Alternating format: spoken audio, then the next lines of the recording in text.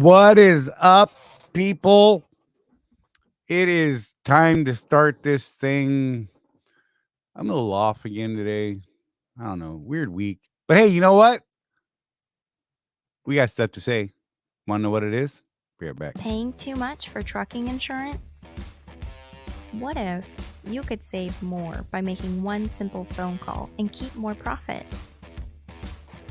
You could very well do just that with one simple call to Seabright Agency, 800-366-6466. Call now.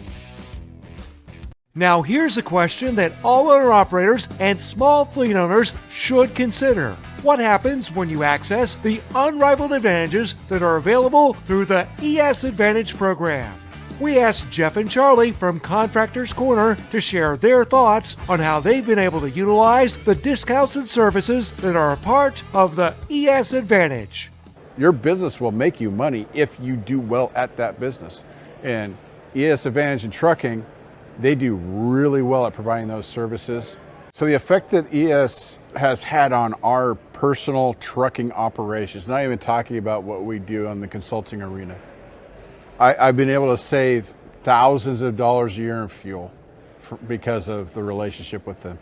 I have a new accountant that I work with, trucker CFO, that I learned about from ES Advantage. They're giving you that 10,000 yard kind of support from behind that creates a way for you to succeed, which is one of the things that we love, because anything you can do to help someone succeed is going to help them succeed.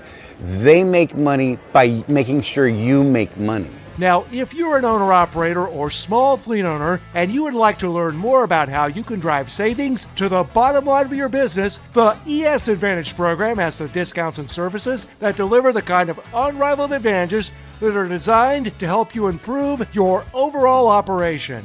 Get connected with the ES Advantage today.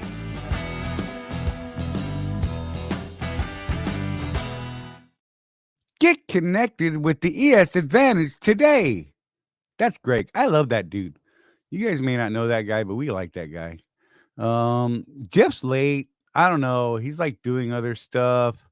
He's like, he said something about, You're such a dork, man. Hi, Jeff. What's up, buddy? I've been doing this. Oh, I know. Charlie, I was I'm just going to here. ignore you. I was watching down there. You're like, hey. It's raining. I bet there's worms out there. I'm gonna go eat some worms. Yes. No, it's just one of those things. Oh. I got up at 1:00 to drive this morning. I took a nap before the show. I get up. I'm like, oh, I should probably go take care of some biological needs before I get on the show. And that turned into a whole thing because it's a Love's, and let's be real, there's a line. All three stalls occupied. And as I'm going in, I notice the Greyhound's pulling up. Oh, that ain't, see. Then you start walking fast and. Hey, look! He finally did it, Jeff. Wow! What? He was first. Awesome, Chris. He was so stoked. He was just like, "Yeah, I did it, man. I did it." So, Chris, you are proof in what we keep saying. Consistency. Wait. And then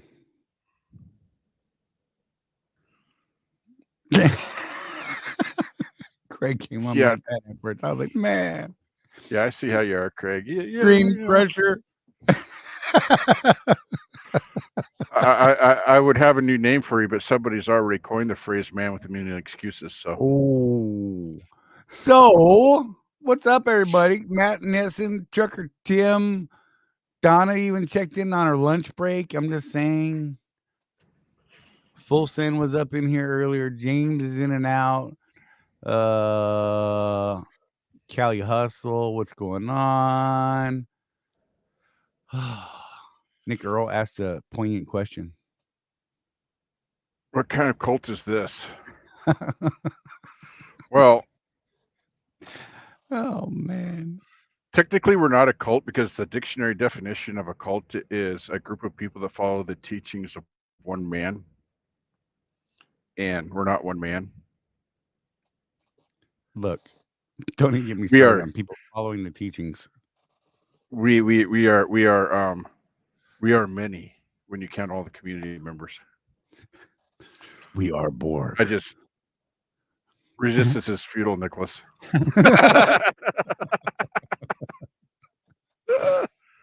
One of many. Oh man. Oh, Michael Fowler, what's going on? Jim Wall. I'm kind of jealous of Matt right now Yeah, he's over at Iowa 80, chilling out. for a 34. Right. It's a good place for it. Phones are open, y'all. Just saying, if anyone wants to call, that's cool. If not, that's cool too. Look, little Mr. Impatient. Let's go already. Well, where do you want to go, Army King? Well, let's do something. TK, my Ask a other brother from question. another mother. We were just talking about you today, TK. You specifically. I'll let you wonder about that. Oh, look at that. He just said, hiya, cutie. Look at that. Hey. It's not weird. It's cool. Instead of one man, it's two idiots. Okay.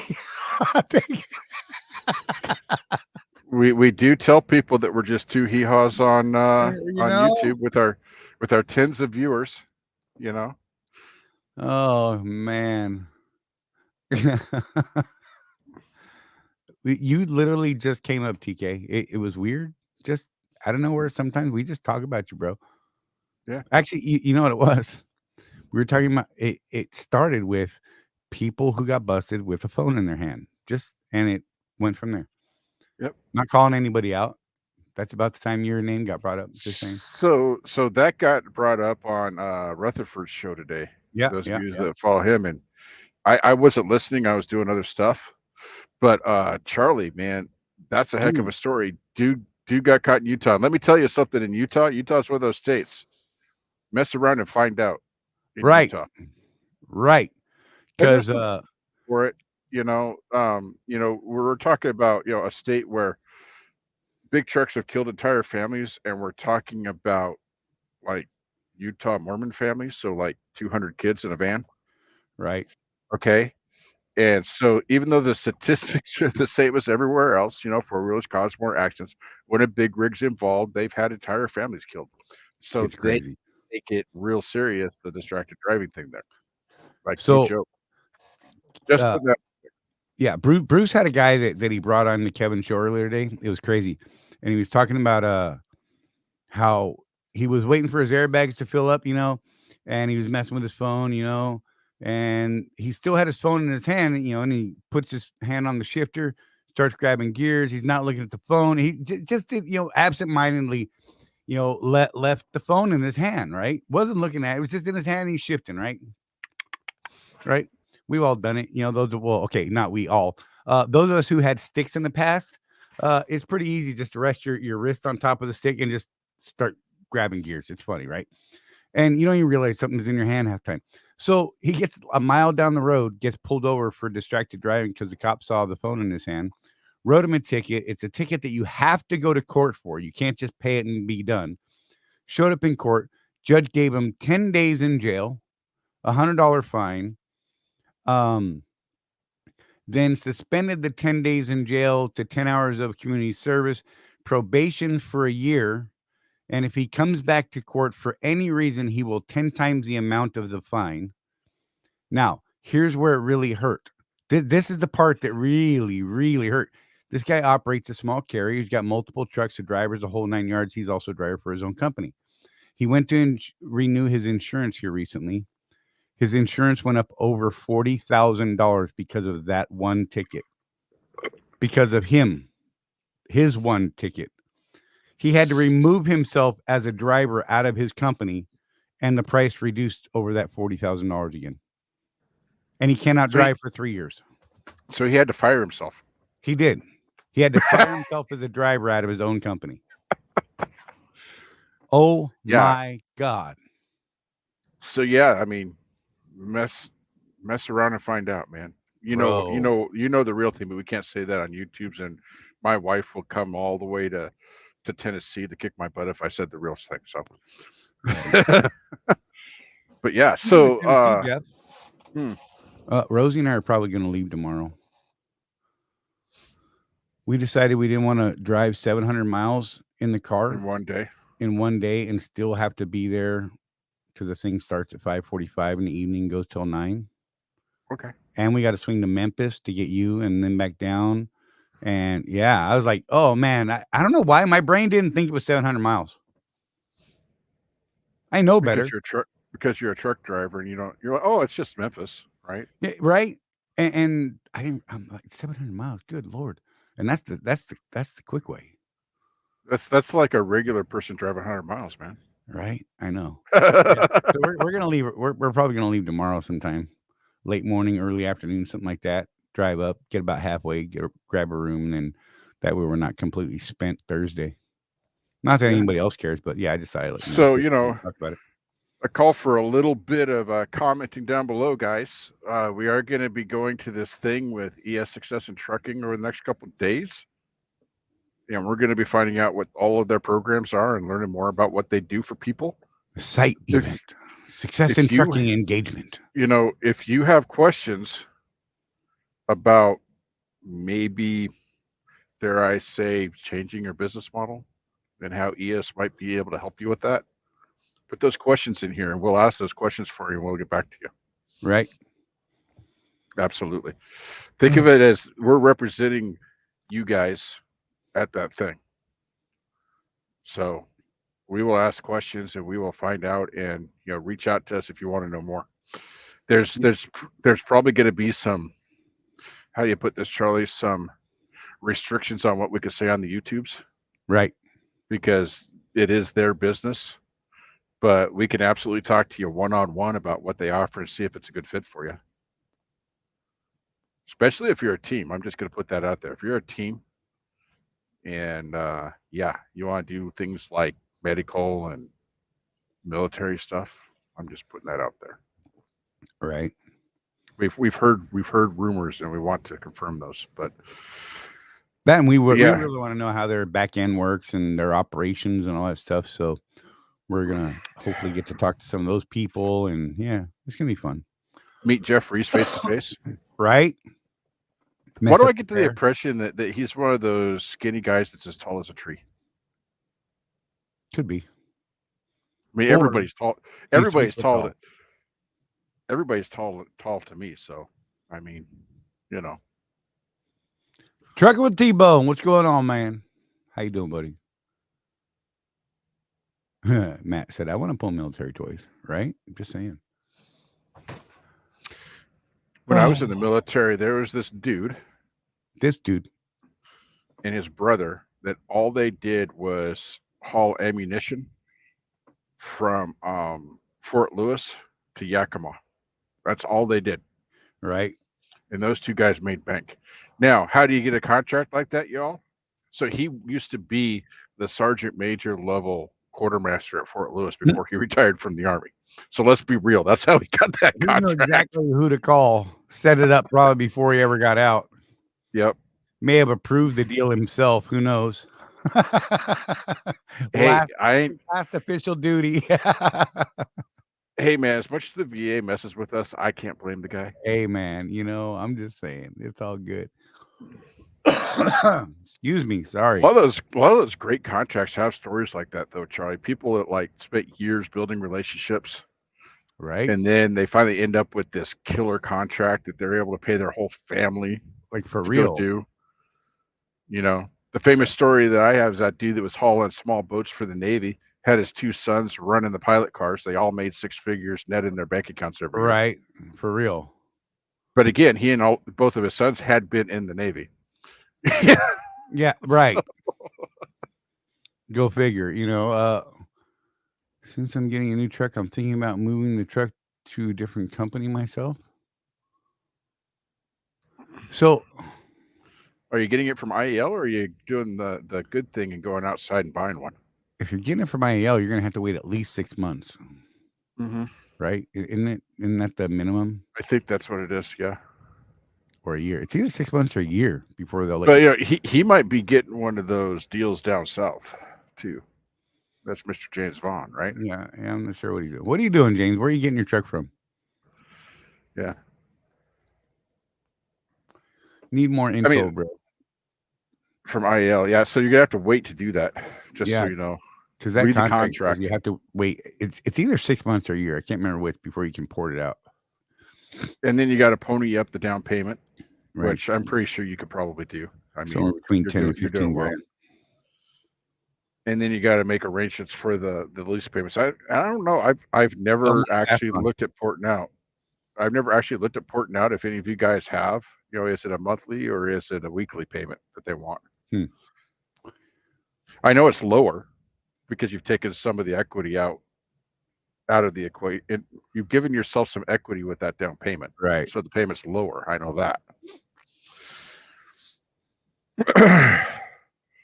But yeah, I mean, look forward to some stuff that we're looking at here in the future over the next year or so. We're really looking for every opportunity we can find, guys. And we're willing to say that publicly. We don't care. And we encourage you to do the same thing. Do what's Always best for looking. your business. You know, best case scenario, if you can, is to go out and stroke a check for a truck. That is hands down the best way to get a truck. Right. The second best way to get a truck is if you have good credit, borrow the money. And the last worst way to get a truck is what we've all done, and that's lease a truck from a company. I mean, we, unlike other people, we don't say, yeah, don't do that. You're an idiot if you do that. You're not a businessman, none of that. You know, leasing equipment is the way business has been done in the United States since IBM first started leasing out their cash registers. Okay. That was in what, like 1920 or something like that. You know, it's just I've got a 16 that you can have for about $5,000 sitting in my yard right now, Matt, if you want it. You have to come get it.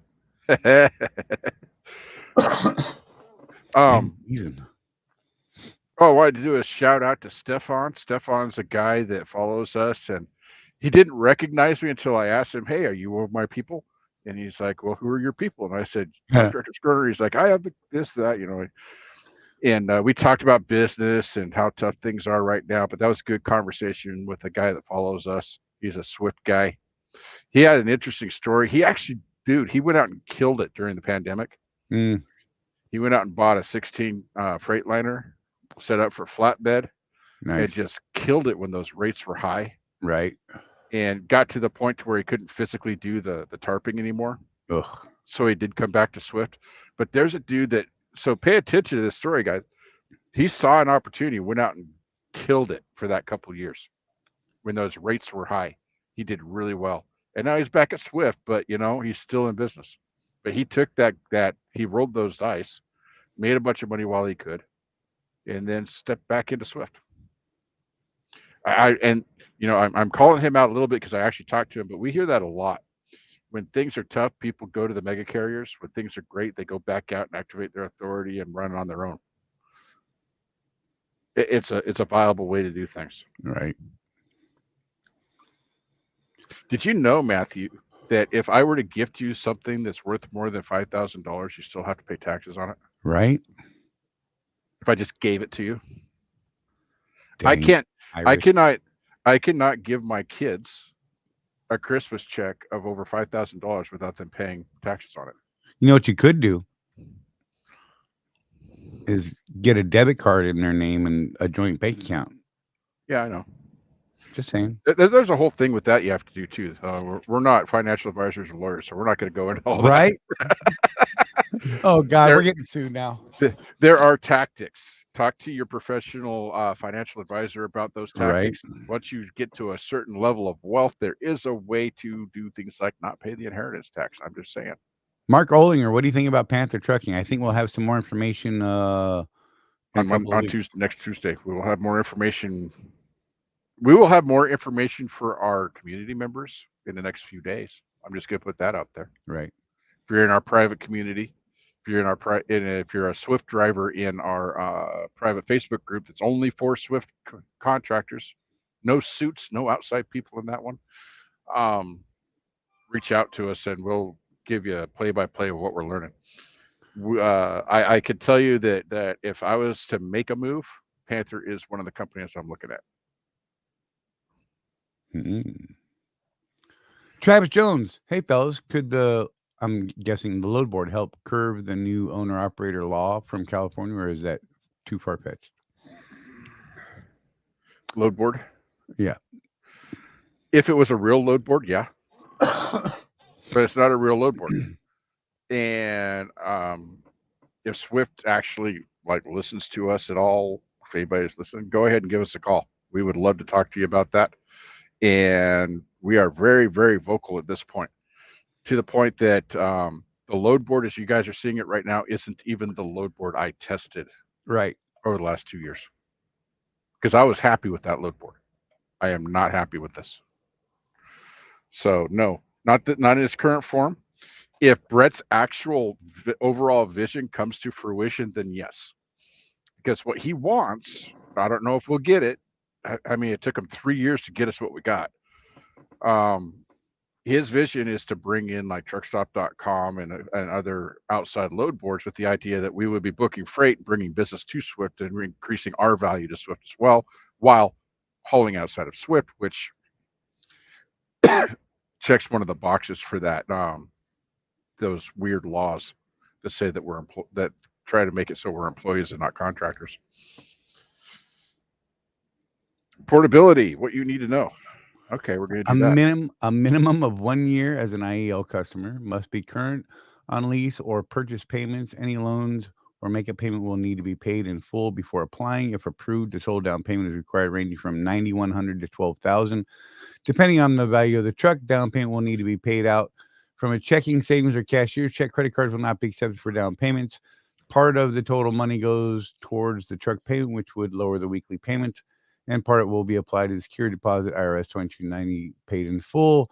To apply, please submit the following: letter of intent, credit authorization, copy your CDL 3 years tax info, B service records for the truck. Down payment must be made in full via checking, savings, or ACH. Cashier's check. Insurance binder provided to IEL showing non-trucking liability, physical damage insurance, return truck value, deductible 1,000 or less. IEL listed as additionally insured. Qualcomm will need to be removed. That's funny. It still says Qualcomm. Yeah. Will need to be removed at a Swift shop and an inspection completed by the shop at the time. Complete your IEL lease agreement. Payments will continue to be made weekly every Friday. IEL will not hold payments or financially assist with repairs. Yeah, so there you go. There you go. Thank you, sir, for sending that to me in messengers stuff and mail, whatever the hell it came from. Anyhow, that was cool. Look at that. People ask, bam, pop up the legal stuff. Good morning, Facebook user. Facebook user says there's no openings on Hobby Lobby. Interesting. Well, I know they had one, and then maybe it went. Yeah, but I think he found a replacement for himself, though. That's quite possible as well. Facebook user. Just saying. Hey, Facebook users, do this. Go there. StreamYard.com/Facebook, and then click on the little button that says allow StreamYard to see my name or something like that. Yeah. That way it won't say Facebook user anymore. It'll be cool. Just Facebook user. Otherwise, we're just going to keep calling you Facebook user, and then, yeah. Yeah, JB Hunt 360 equals real load board. Like legit right there. Mm-hmm. Yeah, and you guys, so I want to go back to that original question. And a lot of what we're trying to do right now is insulate ourselves from those silly laws. Right. That's why I'm personally so upset about the load board, because it was supposed to help with that, and in its current form, I do not believe it does. I don't. Yeah, there's a bunch of talk this week about in fact over the last couple of days, how is it there's no loads listed on the board, and then 1 minute later I get a load dispatched to me that's 2 miles away. Yeah. I can't even speak to it because I'm not on it, because it's only for 005 and I'm a team and whatever. So my guest Facebook user on this one: do warranty items have to be repaired at a Swift shop, or can it be done at a Freightliner? I would say take your truck to a Freightliner. I don't care if you're leased to Swift or not. You got warranty repairs to be due. Don't let Swift do it. Take it to a Freightliner shop. Because one of the things you could do on the Freightliner shop is say, hey, how many open campaigns are on my truck? And they'll look it up by VIN number. Well, okay, so which warranty are we talking about? Are we talking about the factory warranty, or are we talking about the Swift MRP? Yeah, the MRP. Because then you have to deal with Swift, period. And they will sort that out and tell you where to go. Look, I know. It's a thing. It's raining hard. Is it really? I can hear it over my cans. Nice. That's a testament to how good these things are, though. Can you hear that rain, Charlie? Nope. There you go. Clear Drive 220. Right? I still have the same one that I've had for 2.5 years now. Honestly, I have to replace it about once a year because I keep sitting on them. It's a thing. It's a thing. I think on this one though, Charlie, because I've been having a problem with the two of them. The charging port like breaks off of the circuit board inside. I might, those ones where you plug the little magnet thing in, and It's just a magnet that does. Yep. I might get one of those for this one. Right. Just so it's not in and out, in and out, in and out all the time. Stop it.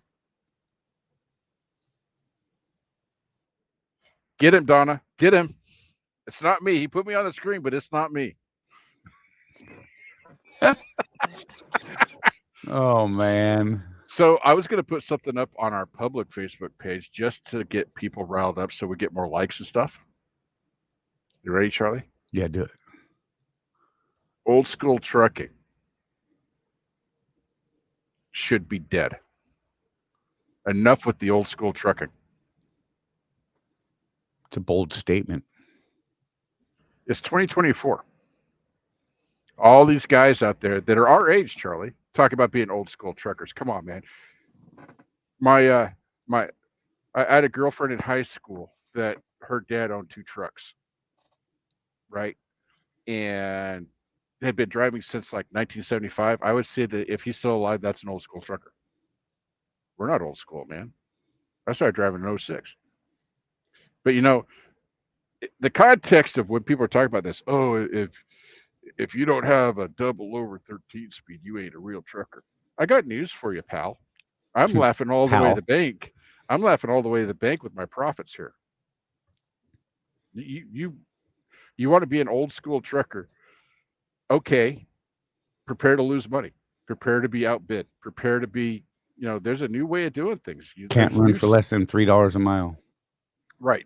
Yeah, those guys crack me up. If I made $3 a mile, Charlie, I'd be paying my house off in like 2 years. Right. I'm just saying. With what my overhead is. Yeah, for real. But yeah, I was just thinking, stir up a little controversy. I know everybody's going to have an opinion on something like that. And,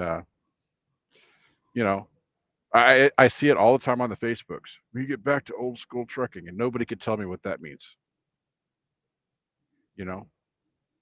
I get the one thing I get is the CB thing. Yeah.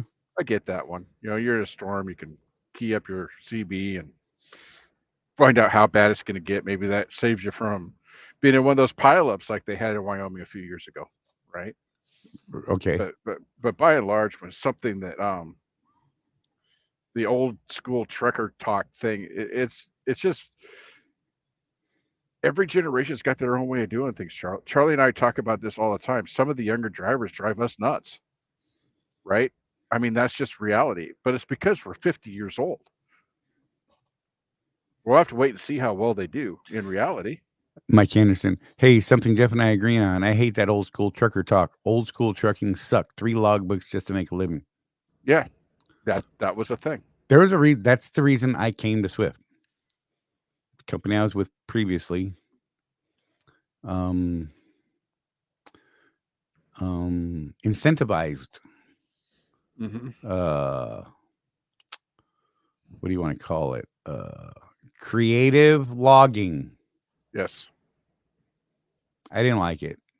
I knew Swift was going to electronics sooner than most, and I didn't want to go to Warner. They already had it, but I didn't want to go there. But I knew Swift would be going sooner than more. Yeah, and so that's why I came here, and so that was why I did whatever. Oh, Trucker Dan. So what do y'all think? Old school trucking, should it die? Do we need to come into the new century? Trucking with T-Bone. Old school, in my opinion, is watching out for one another and treating people with respect, driving or just chatting with people.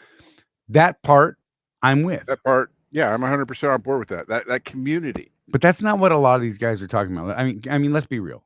A lot of these guys are like, oh, you're driving automatic. You're just a bleep. Look, man, I got a 13-speed sitting out on my property. I can tell you, I'm actually happier. And this is going to sound crazy. I'm actually way happier driving an automatic. Yeah.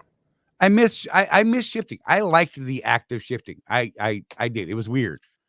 Well, right? There's satisfaction in it. Yeah, absolutely. And I knew exactly how fast I was going based on what gear I was in and the sound of my truck. Mm-hmm. Within a mile or two. I mean, I got pulled over the day I picked up this automatic for speeding. I had no idea how fast I was going. Dude, we not looking at the speedometer. We were on the phone. And I was asking Charlie, so what do you think of the new truck? And he's like, it's great. Oh, wait a minute. I'm getting pulled over. I got to call you back. Oh, my God. Look, the cop used to drive a truck and actually had the exact same thing happen to him. He went from a 13-speed to an auto. And when I told him the story, he's like, bro, that's exactly same exact thing happened to me. He's like, man, you just got to look, start staring at that damn speedometer so you know what the hell's going on. I'm like, bro, I get it, man. It was fun. It was like 15 over in a little town, just left Greer. I was in one of those little tiny towns after you come through Greer, that one-way grid, and I was like, oh my God. Rosie's behind me in the car, like, oh God, he's gonna go to jail because she thinks I'm just gonna lose my mind anyhow. It was pretty funny. No, T-Bone, you're right, bro. That part of it I dig. I miss that. I miss the camaraderie. Let's see. Shifting is a sport according to Life on 18 Wheels. I absolutely agree with that. Right, it is. Although, one of the things I don't miss, Charlie, is walking like a sailor because my left leg was so much bigger than my right.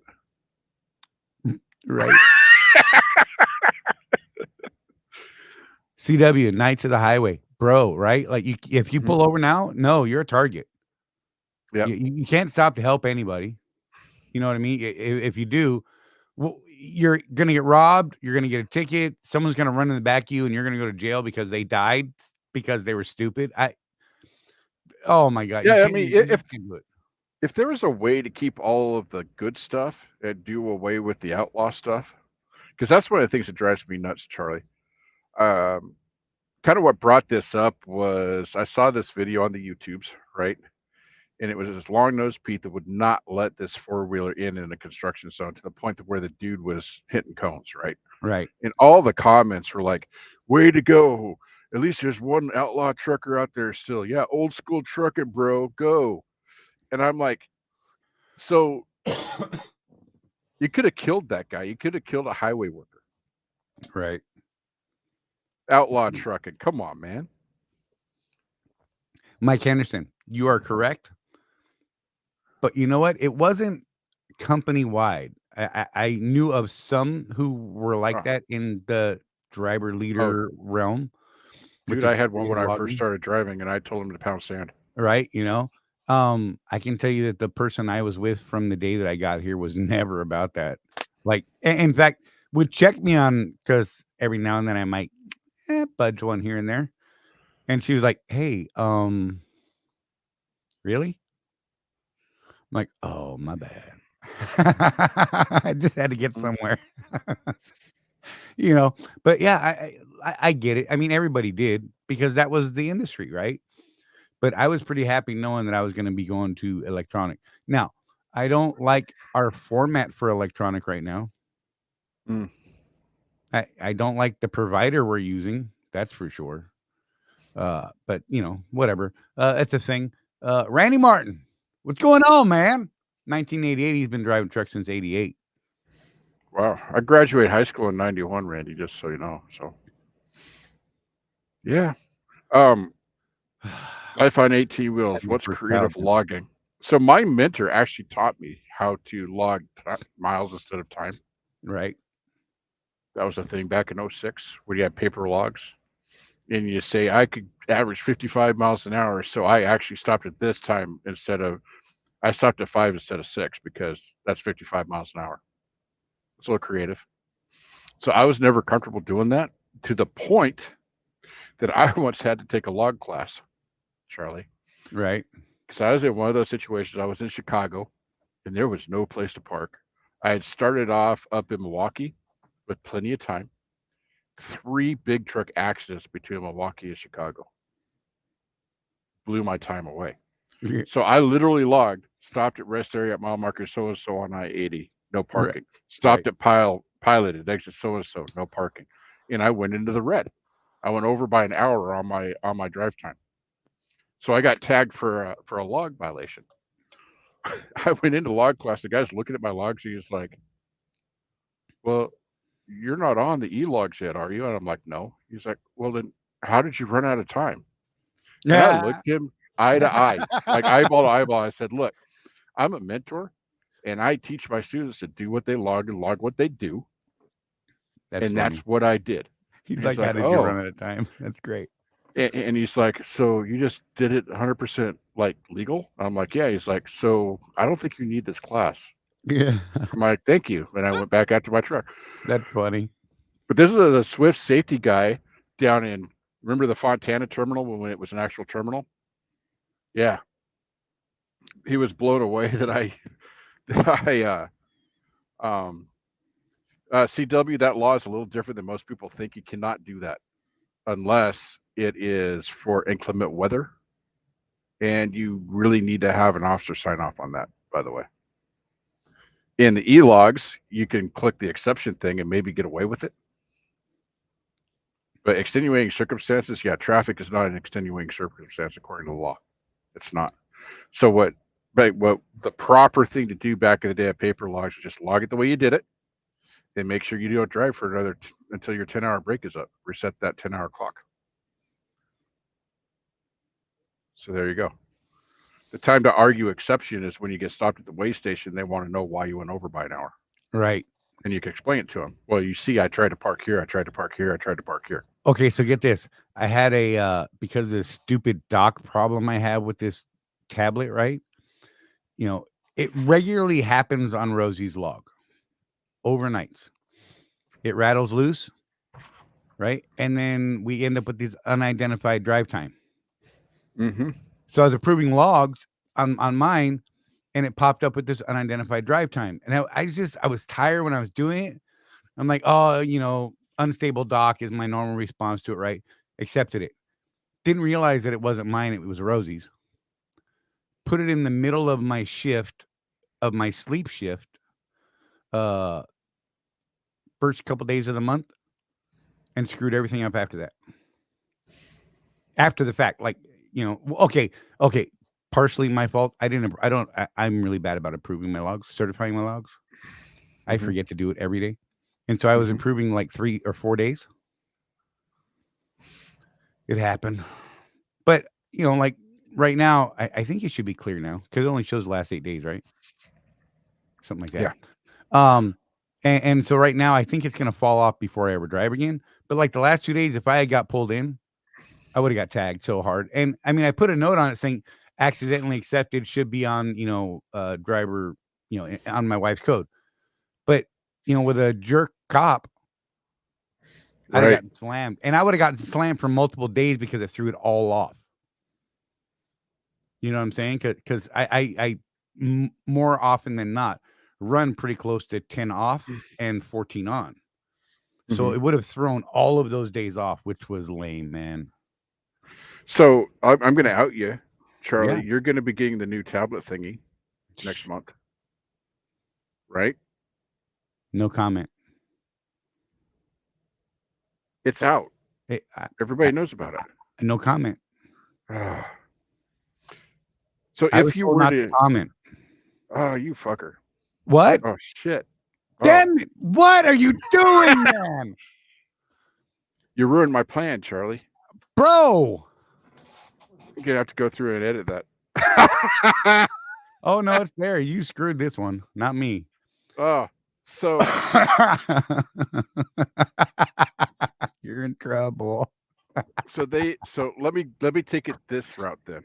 Okay, let's try a different route. Oh, he's on fire. Watch out, folks. On oh, I got in trouble.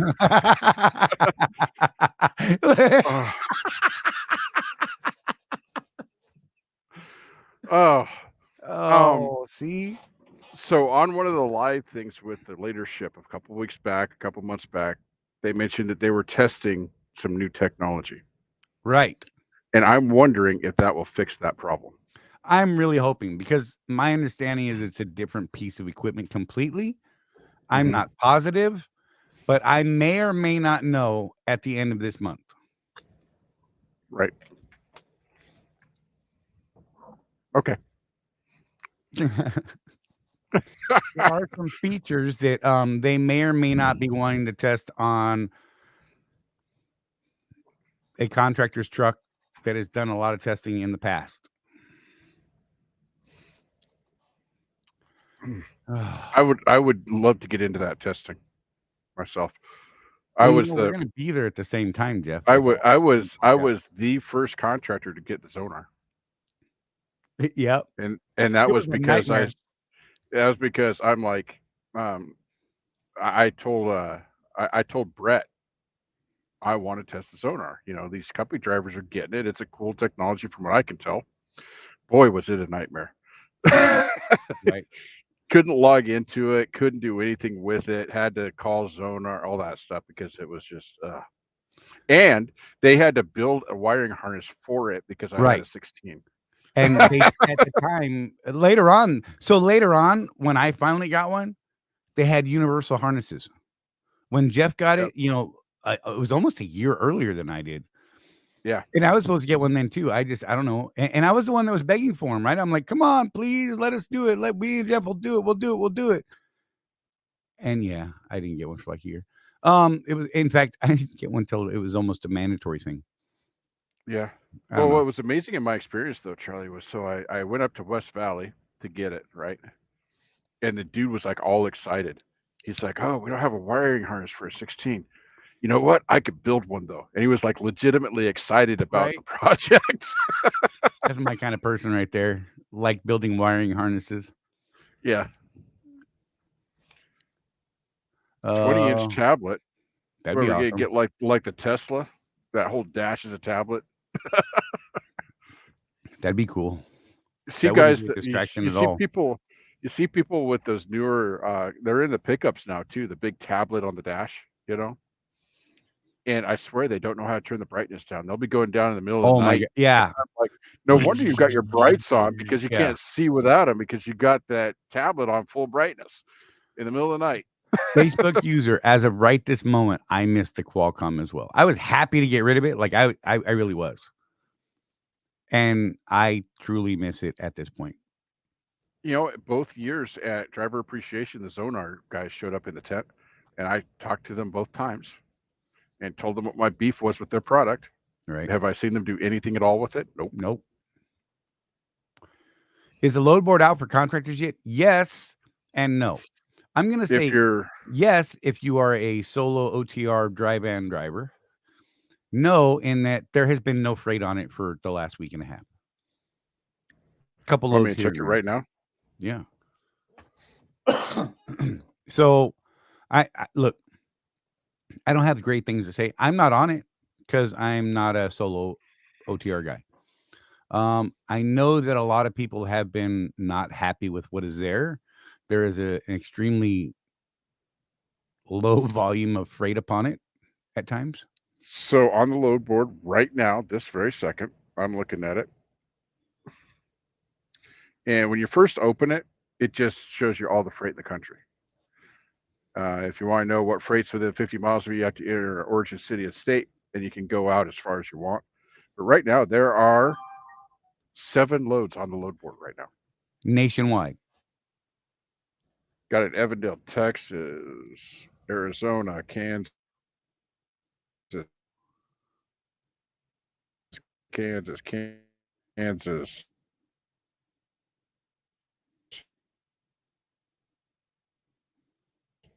Jeff's signal just went crazy. I think Jeff is connected through the load board right now. It's great. He's like, he's connected to the load board. What? I'm sorry. That's funny, Jeff. I apologize. Yeah, you know what it is as soon as they saw me talking, getting on the load board and divulging secrets here, right? They tried to cut my signal. That's what it is. Oh my gosh.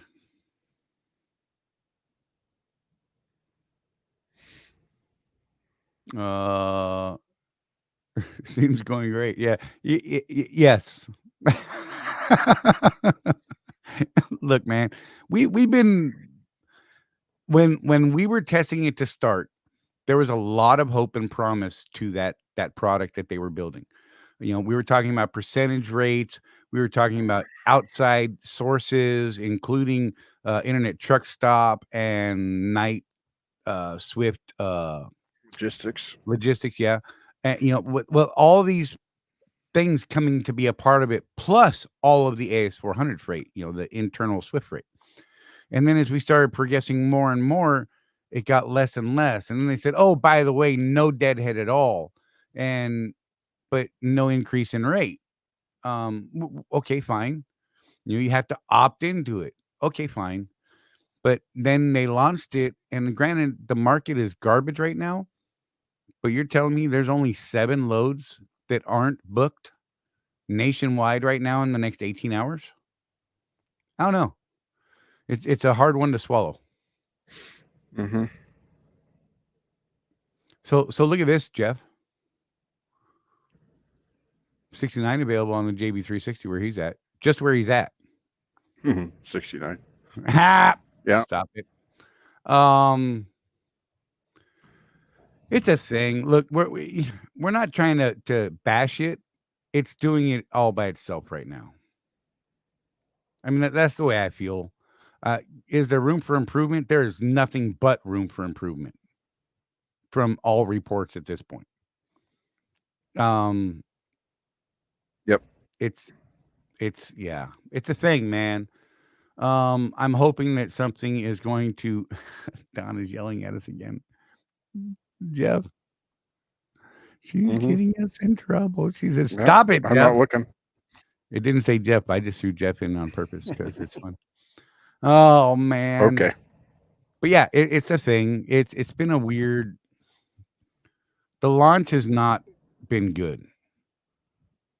Let's just say that. Yeah, I wish I could say good things right now, but it's live. You can log into it if you're a 005 driver.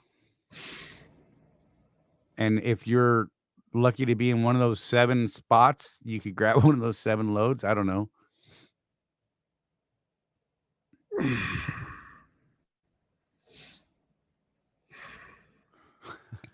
Chris Hamilton.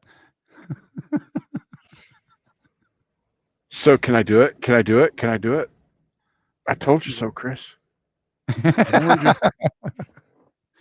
It's so bad that I moved out of the state, bro.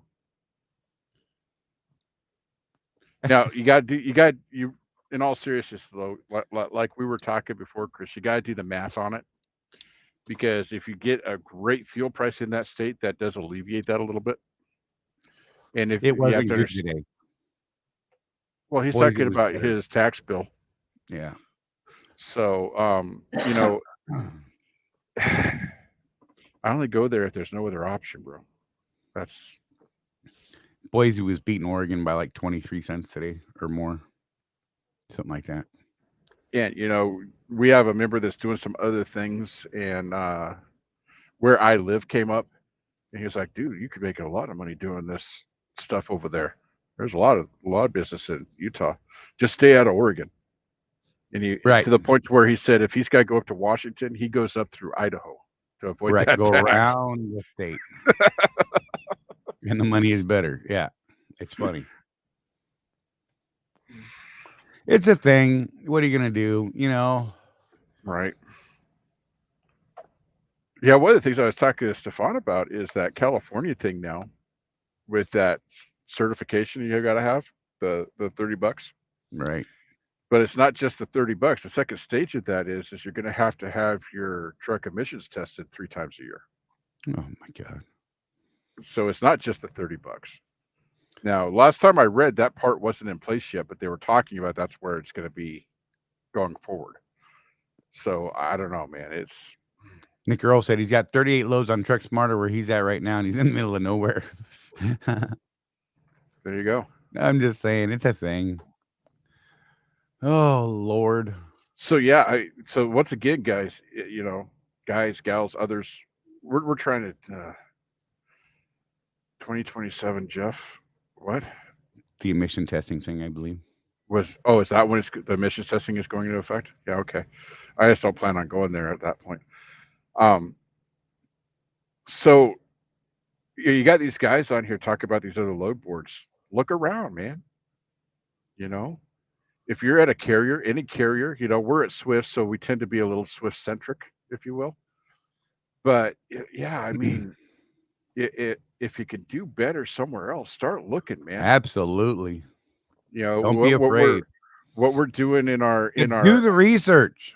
What we're doing in our subscription based community is we're starting to talk more about like our class we're doing now, which if you join, we're going to open that up in the next few weeks to the public again, so you can sign up for that. We're talking about building your business plan. This is part of that. This will be part of the discussion is, are you going to stay at the carrier you're at? Do you want to expand? Do you want to go outside your carrier? Okay, well, let's plan for that. We'll help you plan your exit from where you're at into where you want to be. We got to get out of this paying for a job mentality, folks. That's the main thing. We're road warrior entrepreneurs, and that's something that I was talking to my coach here recently. He used to he actually has, Charlie, some experience in the freight business on the broker side of the house. Right.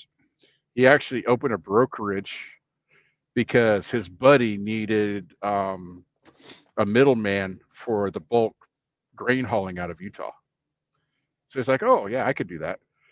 And I mentioned to him one of the challenges that we see is this mentality among owner operators, contractors in the trucking industry, where they just never get out of that company mindset. Right. And he's like, yeah, it's been like 8 years since he's done something like that, but he noticed that too with the people that he was working with. If you're gonna run your business, be an entrepreneur, get out of that company mindset. The things that we've talked about so far, just to you guys here on the show and on the Facebooks and stuff, things like, how are you managing your fuel? Where did you get your truck? How do you do your maintenance? All of those things that as a company guy, you don't have to worry about. Right. I mean, I'll hit the maintenance real quick. Are you waiting for IEL to send you a message saying, hey, your maintenance is due? Or do you know that it's due? Right. I just had mine pop up today, and I've been talking to Michelle about that because it hasn't been 50,000 miles since I picked the truck up. So I don't know what they're smoking. What's your odometer at? 170 something. I was just going to wait until 200,000 even and do that 100,000 miles. Do the big one. Yeah. I was going to say you should probably be on that schedule. I mean, that's the schedule it should have been on, right? Right. And I will fight them over it. Yeah. So, Walmart, Hermiston, Oregon, from Lake Havasu or Sit? Hermiston's a tough place to get out of, bro. Yeah. There's nothing out there. You're gonna have to go like to Lewiston from there.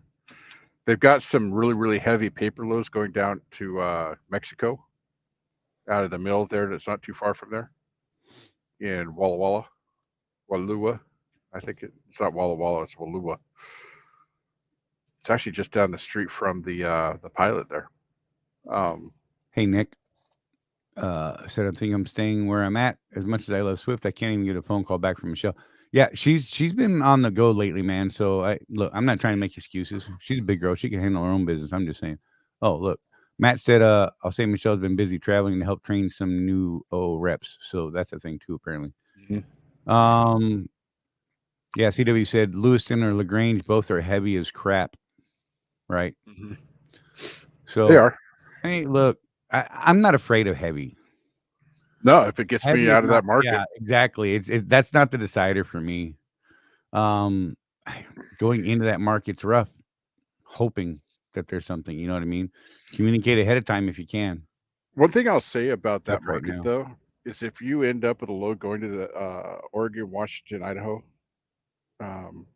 Western Idaho, do a macro 10 after you do your loaded call. That'll get to the planners at Troutdale, and they're a pretty good group of people.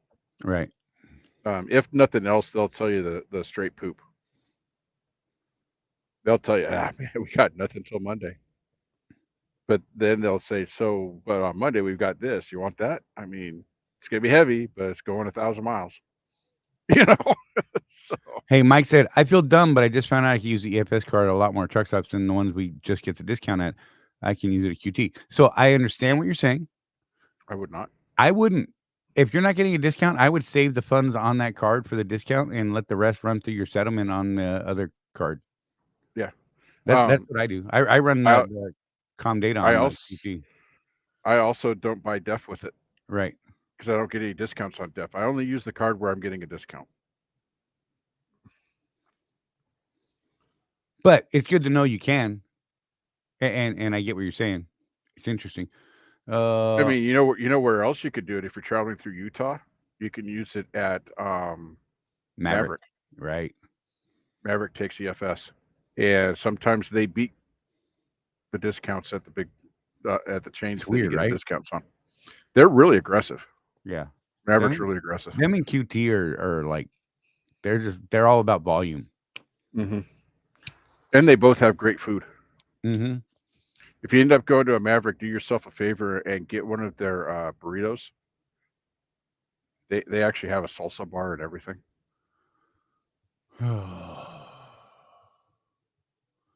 Matt said he nothing but heavy. Last 6 months, he's only had 7 loads that were less than 35K. So yeah, it's not about the weight. I'm not worried about the weight most times. I mean, I don't want to drive uphill the whole time with 80,000 pounds grossed, right? But I could tell you that unless I have other plans, other reasons to do so, I absolutely will not go over 60 miles an hour with a heavy load. Right. I mean, to give you an idea, so my last tank, I was at like 10.6 that I sent you, Charlie? Right, yeah. And in the last 500 miles, my dash dropped all the way to 8.6. Why? Because I'm running on roll-off hours and I have to be in Memphis tomorrow. Right. So I took a load that I could barely make with the time I have, and I floored it because I had another thing that was more important to me. But man, I was crying to Charlie earlier. I'm like, I lost 2 miles per gallon on that 500 miles. Yeah, it's a trip. Heavy, slow down, exactly. Oh, it's a thing. It's all math, man. Do the math. Nick said 8.6 is still really good. Not compared to 10.6. I'm trying to get a 9.0 average right now. I'm stuck at 8.97. I'm really struggling. And I've been running the hell out of, over 9 mile per gallon tanks. In fact, I'm going to look at right now. What were my last few? Now, so just so everybody knows, Charlie and I have discussed this. He runs. I do run a lot of light. A lot of light empty loads. He doesn't always have a backhaul back to the DC that he works out of. So he might be heavy going out, and then he's empty coming back. So that average is where he's getting that from. However, I ran beer from Denver to South Carolina and still averaged over 9. Just saying. Yeah. And that was doing 70 because that was downhill the whole way, which was awesome. We talked about that too. It was funny. Mhm. Yeah, I'm at 8.97 on my lifetime. My 30 days 9.12, 60 days 9.11, 90 days 9.08. So I'm moving in the right direction right now. Oh, 70 west out of Golden with beer, that sucks. Yeah. Oh man. Yeah. You pray for 7.5 on that one, Chris. My last 5 Phillips have all been over 9. Lowest was Nice. 9.03. The highest was 9.73. Yeah, I'm fascinated too, Charlie. The newer trucks too, like this one, the dash is much more in line with what my gauges say. Right? There's not that big variance like there was on the older trucks that I've had. Using Michael Fowler asked what app you're using. It's we're using the Let's Truck app. Unfortunately, their app still has not been updated. They've tried to update it. If you have an iPhone, it is. Yeah, it works on the iPhone. Right. If you're on an Android device, like they can't keep up with the updates. Yeah, Kevin was talking about it on a show the other day, and it really is. Every time the Android operating system updates, they end up with problems. And the problem is that with iOS, it's one phone. You don't have iOS on 5 different phones. Right. It's an iPhone. Right. So like if you have a Samsung versus a Pixel versus a this versus a that, that's where the real issue is. So I don't know. I mean, but you can go on. You can still use it. You could, right? You could go on their website and still use it. Right. And it's not really that big a deal, honestly. Just save a browser window. The weird thing, though, to Charlie, is you and I both experienced this when we changed phones, and we did the because swap, we already had it. Yeah. It downloaded and it works just fine. Yeah, we swapped the app straight across. But you can't download it from the App Store anymore. Yeah, it won't let you install it clean. It's weird. Yeah, there you go. Use Excel. You can create a simple spreadsheet. It's not hard. It really isn't. Oh,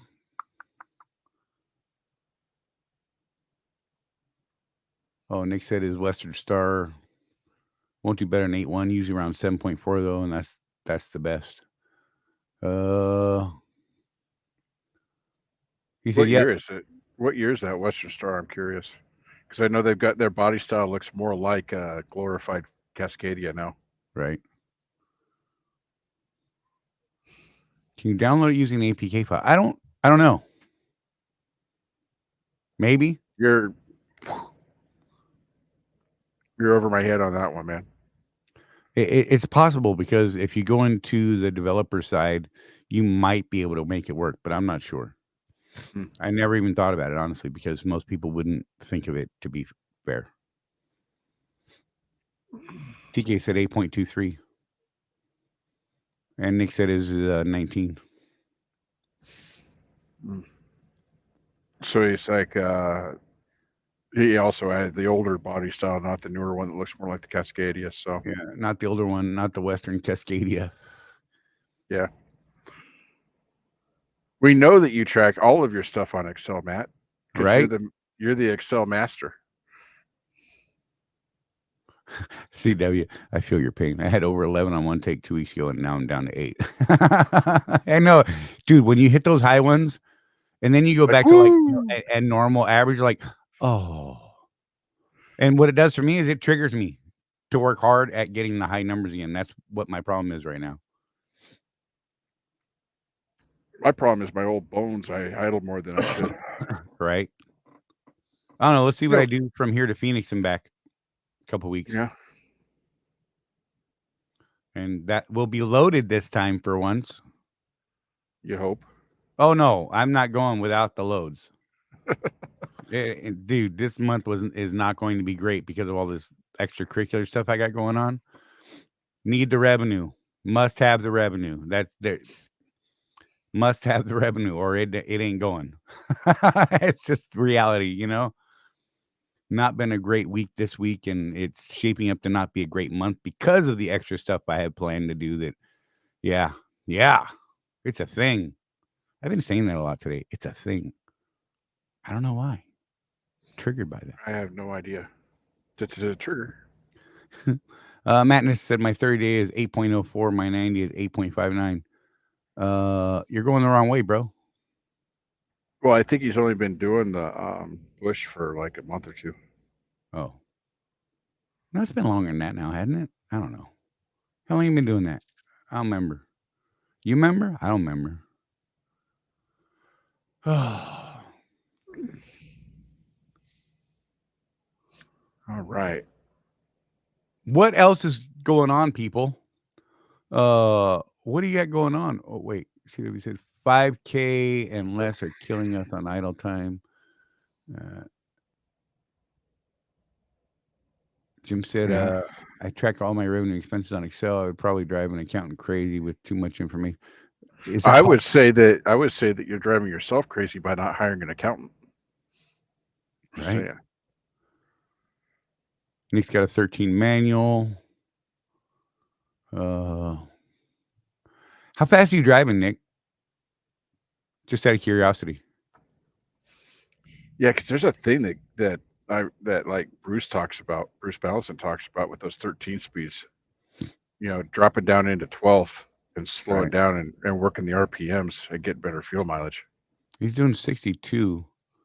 So with my 13, with my Series 60, that 62, I was driving 57 most times to get my best fuel mileage.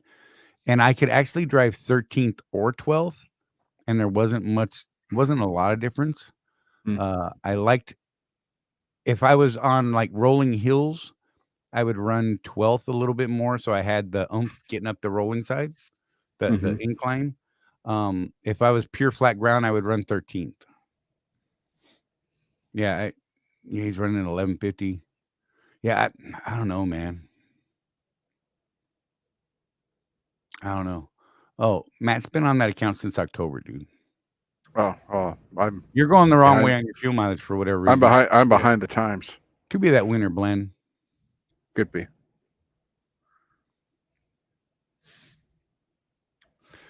Yeah, Wimpy, we're hoping so. For the summer, yeah. It went up this week, 6.5 cents, wasn't it? Yeah, we're happy about that.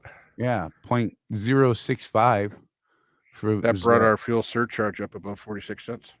Yeah, put it at 0.464 for the week for the Swift guys. The Pad 5 went up too. I think about the same. Pad 5 went up 7 cents, so I didn't do the math, but I think it's still at 10 cents. I think it's still close enough that it's at 10 cents. I'm not positive. Do the math. We've got the message. Well, I'm not in the truck because I'm at the house. Well, where's your phone there, buddy? It's otherwise occupied, sir. 10 cents for West Coast fuel surcharge. Well, there you go. They've started calling it a fuel surcharge instead of a rebate now. I don't know. That's interesting. Yeah. I keep getting these notifications from Facebook.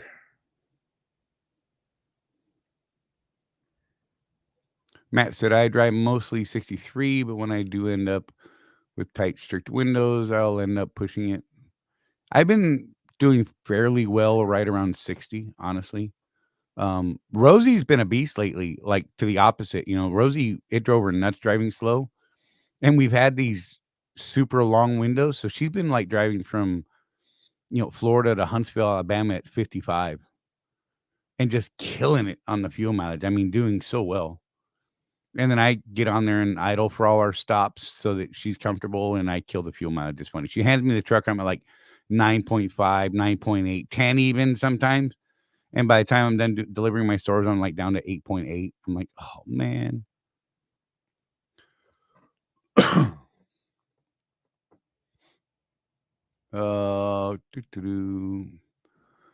See, we said fuel costs are going up. So will idle time with the heat coming. Yeah. I mean, it's a thing. Life on 19 Wheels. Last week, ES Advantage, I got a $1 discount on fuel, $3.26. I got all excited. I went past one of my regular QTs, and I was telling Jeff, I got so damn excited. The sign out on the highway said 314. I was like, woohoo! And I pulled up the app real quick. No, it was 359. Their sign was wrong. I even double checked it. Yeah, it was wrong. And then I was bummed because I was like, well, God, it's only gonna be like 25, 30 gallons if I actually do stop. I didn't really need it. Nope. Matt said, plus, like Jeff, I value my comfort level. Yeah, it's, legit. Well, we've talked about this, Charlie. I started driving in 06, so I was what, 34? And I used to just suffer. Right. I cannot do that anymore. I won't sleep if I'm not comfortable. It's getting older, So Rosie, but here's the thing. If you're like me and Matt and probably Charlie, if he was running solo, know what it costs you. Do that math, because that's part of being an entrepreneur. Is I'm going to do this thing. I know it costs me this much, but I'm still going to do this thing because that's what I want to do. I ain't going to get mad at other people for it. And then nobody can tell you, well, you're an idiot, because you know the numbers. It's your business, man. We say the same thing about speed and tires and all this stuff. Right. It's like, look, man, just know what it costs you. Just know. And if you still say, I want to drive 70 miles an hour, okay. Just don't complain about the money you're making on it. It's like, I see these guys and I have to complain to Charlie about it. Sometimes I actually call him to complain just about this. These guys with Ford F-350s with the mud tires on them, that costs more per tire than my full set of drives. Right. Going down the interstate, doing 90 miles an hour. Don't complain to me about gas prices, guy. Right. know? So Rosie and I had to sit, what was it, Saturday night? We didn't have a load, so we actually sat at the DC. And it was funny because we went to sleep and it was cold. Like I stood outside for a couple hours talking with drivers and got cold, legitimately cold, like icy hands, the whole 9 yards, right? Got in the truck at like, I don't know, 2 or 3 in the morning, something like that. Turned the bunk heater on. We set it at like 70 or something like that. And apparently it was nice when we were falling asleep. And then the sun came up and we slept in until like, 9 or 10 or something like that in the morning. And both of us woke up several times after the sun came up, and we couldn't figure out where the button was, because we've used it twice ever. Couldn't find the button with our eyes closed. So, and then neither one of us would like sit up and actually turn it off. Instead, we just sat there and sweat until we were fried and like, let's get out of bed. So I think 70 was too much. Just saying. I don't know. I don't think it's truly 70. I think it was like 103. I fell asleep yesterday. 2 nights ago, I fell asleep with my truck running because I shut down while the sun was still up and it was hot. Woke up in the middle of the night in a freaking meat locker. One of those neck headaches, because I know what happened is it got cold and my body slowly went into the fetal position until I finally woke up because it was too cold. Woke up with a migraine. That was fun. But yeah, what do you do? I'm not going to stay up all night waiting for it to cool off. Right. Work at 2:00 in the morning.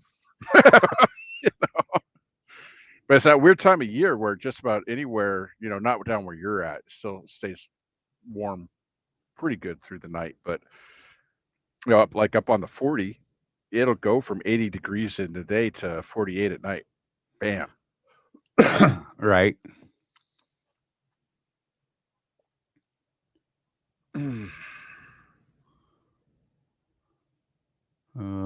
Nick said I could never run mine at 70. It was always 68 or 66. Oh man, look, I thought 70 would be pleasant, and it was like, good Lord, it was an oven by the time, a couple hours. And again, too lazy and too tired at that point to worry about it. I was just like, screw it, I'll sweat. Right. And then I woke up in the morning. I'm like, sorry for the puddle, babe. And she's like, ew. Now you got to wash your sheets, and you guys are only out for a week at a time. You know what I mean? I was like, oh man, it was funny.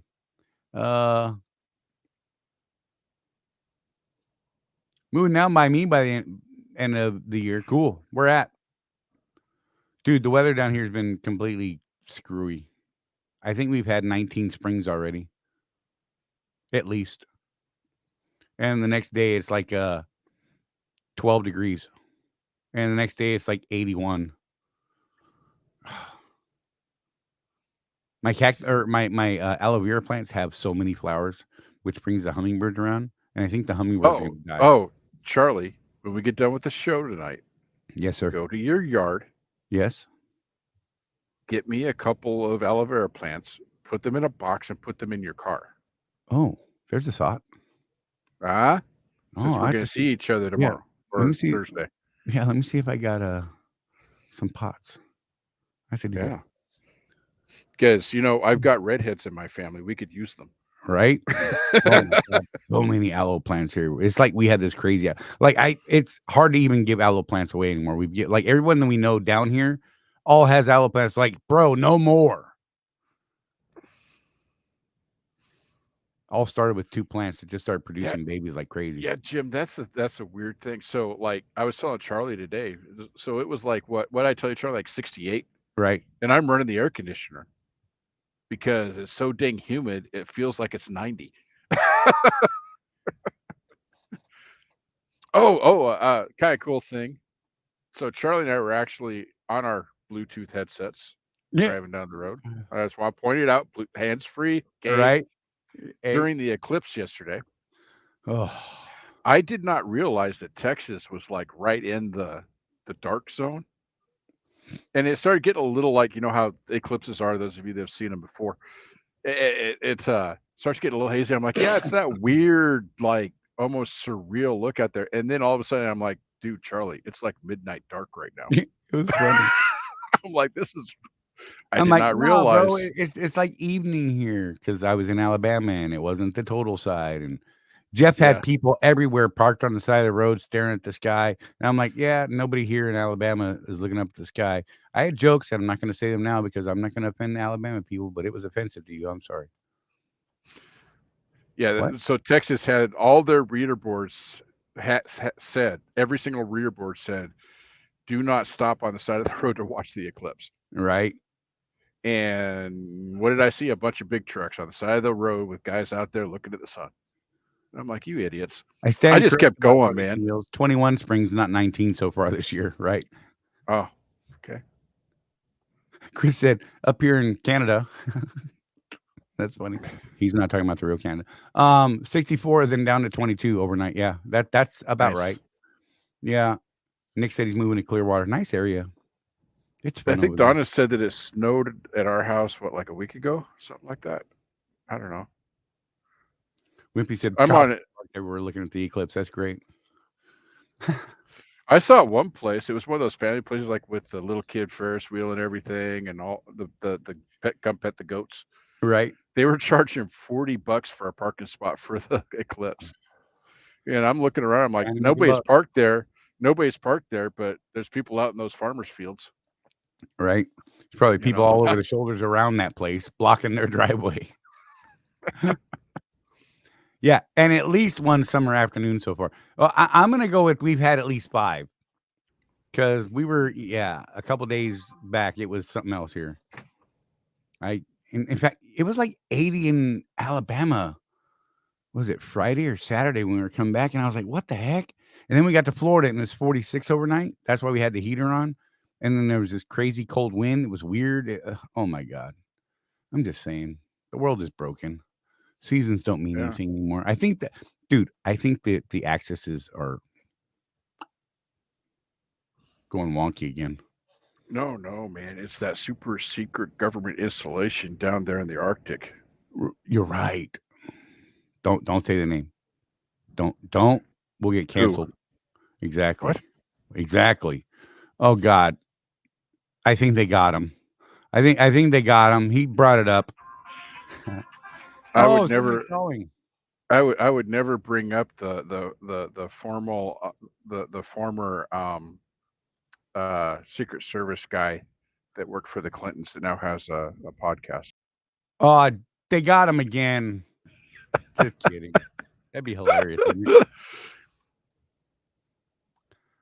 Well, we know people that's happened to. Just saying. Look, Chris Hamilton. Didn't see it, but I did wear my aluminum foil hat. I did as well. And foil panties were definitely wrapped on tight. Maybe a Well, little too tight. It was kind of you know uncomfortable. what Charlie and I were upset about is we were promised an apocalypse on this one and we didn't get it. Yeah, right. Because like there was like a state of emergency in places. I was like, what are you even talking about? I mean, You know, I had this super high value load of metals, and we had this plan. I'm like, yeah, I could get so far, and then Charlie can meet me up here with his squad, and we can take it back to Florida and do the survivalist thing. let me just say Yeah, that we would not have been lacking for projectiles for ammo. no. Yeah. Oh, we're gonna get canceled for that one now. Watch. Hey, man, if you can't laugh at some of this stuff, you'd be crying, man. Right? I mean, we just had a full eclipse in Oregon, what, a couple years ago, 17, I think it was. Yep. You know, and I don't know. There was no state of emergency then. I don't know what's changed. Right. There was so much weird stuff with this one, man. I feel like we're really going backwards on the things that people believe, and it's a little scary. The flat earthers. Oh God, don't even. Oh Oh, man. you want to talk about flat earthers, Nicholas? You should friend my son Michael Morton on Facebook and ask him about flat earthers. He's a physics major at BYU Idaho, and boy, he goes on there just to troll them. He loves watching their stupid theories. Right. CW. Love the flat earthers promo. We have members all around the globe. That's right. That's Yes. right. Oh man. Nick, I like it. Nick said, my AR may or may not be stowed away in my truck somewhere. Hey, man. I'm just saying, multiples at all time. I think Charlie lost all his in a boating accident. Yes, if I had some though, there would be something in my truck. But my boating accident was terrible. Uh, Mike said, I live in Waxahachie, Texas. We joke about the super collider. They said they didn't finish being some underground secret base. There you go. So Mike, I live in Tooele, Utah. Okay. And the base in the U.S. Army base in Tooele, Utah. How do you explain this? Have you ever seen The Stand or read Stephen King's The Stand? Yeah, that's the stand. Like literally that base, that's what they do. They do that weird wee beastie research. And so we have like these drills where the alarms go off and like the city hall like has a map of where you're supposed to go if those alarms are real to not be downwind of whatever's going on. So yeah, that's an interesting place to live. A couple of years ago, they actually locked the whole base down because they lost a vial. Right. Nobody in, nobody out for like 3 days. Oh my gosh. So Nick Earl said my boss is a proponent of the 2A. Rosie's employer, that would be my wife, in case you didn't know. Her employer requires their employees to maybe carry. If they hadn't lost them all in boating accidents, of course. Just saying. So one of the interesting things same boat, about bro. like, That's right. Like arguments that we've had with certain people where we've been accused of being two old men with guns, right? I do not own a firearm. I don't know if you guys know that. I am 100% behind the Second Amendment. I just choose not to own a firearm. My family knows where to go in the event of. Right. My family has actually moved to avoid owning firearms. It's just our thing. We're kind of peacenik that way. But you know what I like? I like the ability, if I feel like I need one, to be able to go down and get one. It's not too much to ask, is it? And he's had training, much training. Yeah. Important. I would have to take some refreshers because it's been so long. But yeah, there was a time when I was highly trained, and not just in the military. So yeah, hours and hours and hours. Life on 18 Wheels. Wonder if these companies who ban their drivers from carrying or covering funeral expenses So there's been some lawsuits for contractors over the years, which led to most companies stating or not having a policy at all, or saying contractors are allowed to do whatever they need to do as long as they work within the limits of the law. But they can absolutely ban their employees from having equipment in their company equipment. Does that make sense? It's a weird So thing. I want to stress that point. Be within the law. And Charlie, you want to plug your organization real quick? USCCA. Go to the USCCA. Join USCCA. I'm not an NRA fan. I do back up USCCA. Love those guys. They have wonderful insurance. If you're interested in something like that, they've got training all the time. That's part of your membership to keep you current. They got a wonderful app to let you know state to state what the requirements are and reciprocity and the whole 9 yards. Because that stuff changes on a day-to-day basis. It's crazy. Great association. So yeah, that was good. You triggered me on that one. I was like, blah, blah, blah, blah, bam, have some. Share it all. Yeah. Nice trigger down. I got my burner.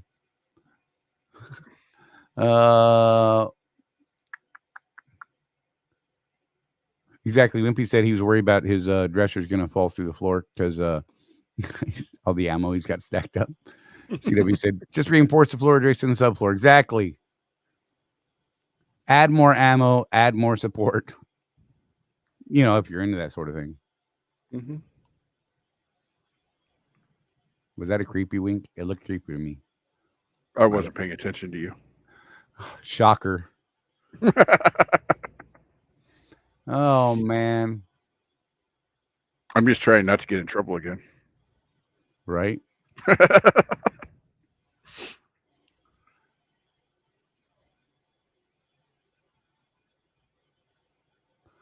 the company drivers, yes. Yeah, Michael Valor asked, does Swift have a rule against concealed carry?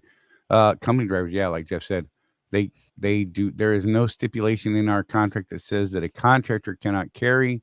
The contract specifically states that we must operate within the limits of the law in all that we do at all times. Anything that's not covered specifically by the contract must be legal. There you go. Yep.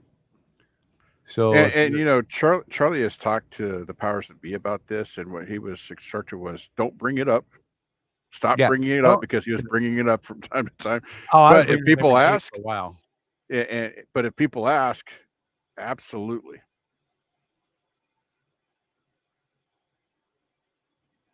Donna's got her headset on because she doesn't want the kids to hear me. Ooh.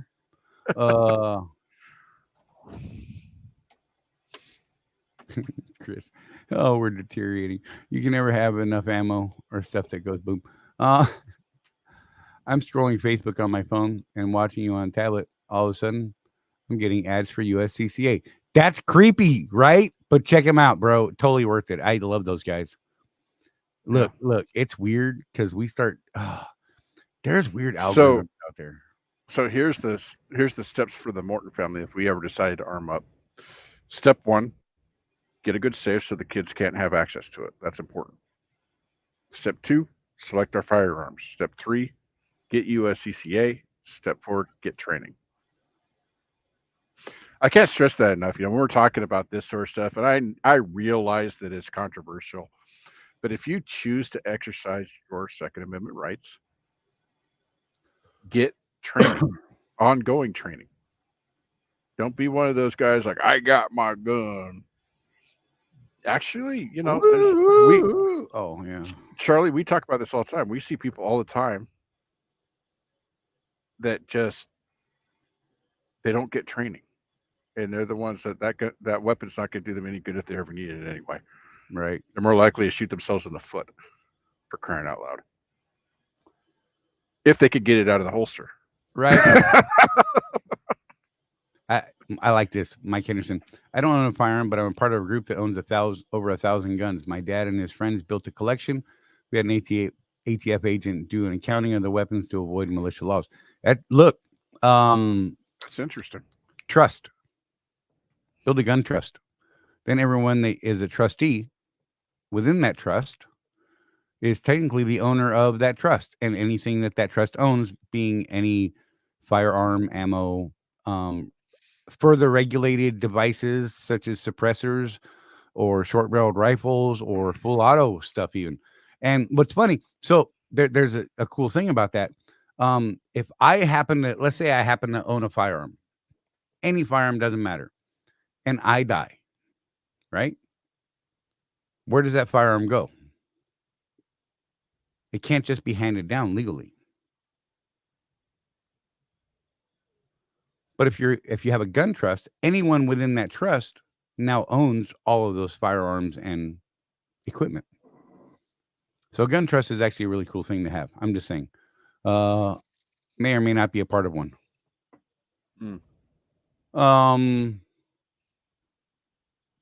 I see Jeff wearing a Jedi robe and carrying a lightsaber. Absolutely. Now Lucasfilm's coming after me. Yep. We're getting everybody on your case today. Even the wife.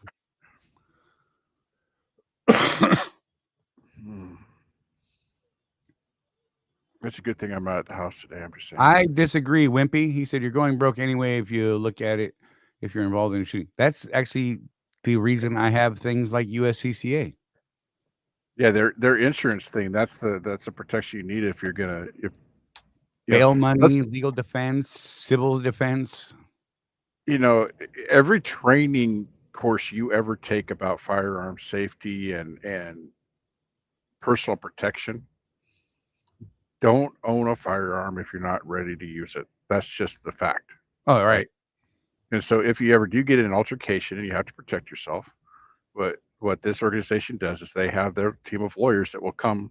That's your phone call is to them. Yep. Absolutely. That is your phone call. The first phone call you make is to 911. I had to defend myself. The individual is down.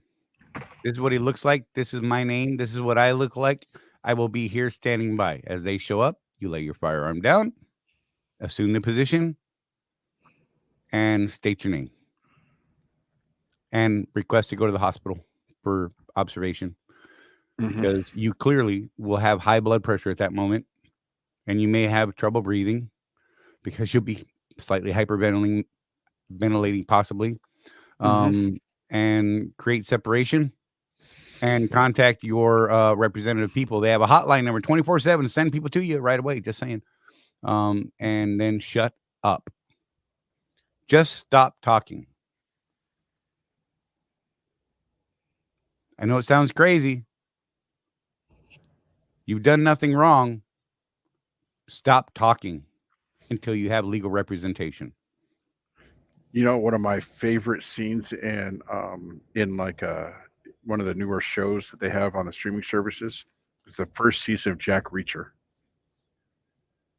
where the cops come after him. Right. And for like the first 10 minutes of the show, he says absolutely nothing. Oh, that's great. There's some good advice there. Just stop talking. Just shut your mouth. That goes with a lot of things, It really does. It really. Craig said, well, call to Matt. He's my 911. Even down to when you're at those border checkpoints, they ask you, are you a citizen? The only thing you should say is yes. Right. Hang on, Very Michael. simple. I'll put it up on the screen. I'm going to give you my affiliate account so that, if you do sign up, maybe I get a present, because they give out little presents and stuff for referrals. I ain't gonna lie. I like getting new bags and things like that. Yeah. So give me a second and I will pop over there. But yeah. So Craig, it's funny you said that. We got a buddy out. I have property that's 5 miles down the road, and my neighbor there called 911 and then called myself and my brother Pat. And we had a much better response time than 911. In fact, we beat 911 there for the issue he was having. Showed up with better equipment. in a much more timely manner. We responded in under 10 minutes. Now I know that's kind of a long time. It's kind of a long time, but we were actually in separate locations, came, consolidated, went. That's what we did. And geared up and got out there. I'm just saying 911 is supposed to be geared up all the time, ready to go. And they didn't show up for over an hour. Really? Yeah. And when we it was funny because the deputy shows up and he's like, "Hey, I know you. You live next door. Don't you have the property next door, don't you?" I'm like, "Yep." He's like, "You're the one that these guys call the police on all the time for all the shooting, right?" Yeah, that's us. Oh, cool. And I'm standing there, with a AR and maybe a plate carrier that I borrowed. Wow. Just saying, man, it's hilarious. Keep going, Charlie. Our viewership's up. I right. Look, when minutes count, 911 is an hour away. Just saying. Yeah. They're not gonna like me ever. It's great. They don't like me already. Okay, you know what's funny is so the deputies we have in my town don't particularly care for me. The deputies that are outside the city in the countryside actually kind of dig me. They work for the same department. They work for the same sheriff, but they're two different divisions. And it's funny because the guys outside don't particularly like the guys that are inside. They think the guys that are inside think their stuff don't stink. And it's really funny to hear them talk about each other because it's hilarious. Nick girl, borrow plate carrier. Me too. Exactly. I don't know. It fit miraculously. Just slid right on, whatever. It's great, man. Yeah. Craig said he loves Jack Reacher. Just saying. It's a great show. I'm sad to see it end. Let me turn That this last over to you for a season was minute the while last I do what season. I said I was going to do. I got to log into my account over here. Okay. I forgot what I was doing. All right. I'm trying to get free stuff here, man. I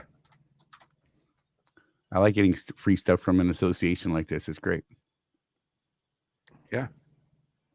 Look, I've got some really Whatever cool stuff out of them. Whatever we can do to help, man. Yeah, this is one of those weird things too. Like you start talking. There's like rules about discussions like this. Mike Anderson, there's only one answer to any question cop asks. It's I want a lawyer. My uncle, the lawyer, taught me that as a teenager. I love watching body cam cop footage. People never shut up. Yeah, Charlie and I like talk about these YouTube channels, the auditors. We love those. Some of them are amazing. Some of them are terrible. But where the like the actual constitutional lawyers get on there and they rate they rate the contact, right? And they give grades, A through F grades on both the citizen and the cop and how they interact. And it's interesting. You learn a lot watching that stuff. absolutely. There's times where the cop is just like totally calm and the citizen's just like escalating for no reason. And then there's the ones where the cop tases somebody for no reason. It's like all over the board. Yeah, it just goes completely loses their mind. But then they talk about, okay, as a citizen, you need to know about your rights in this situation. They go over all that, and I really like that because I think that's one of the big issues that we face is that people just don't know what their rights are, man. So stuff like that is really educational and it's entertaining. Let's get real, right? Like everybody used to love to watch cops that back in the day, but I knew a few law enforcement officers in the Portland metro area that would talk about cops are like, so they let us know when they're showing up and everybody's like on their best behavior during filming. Right.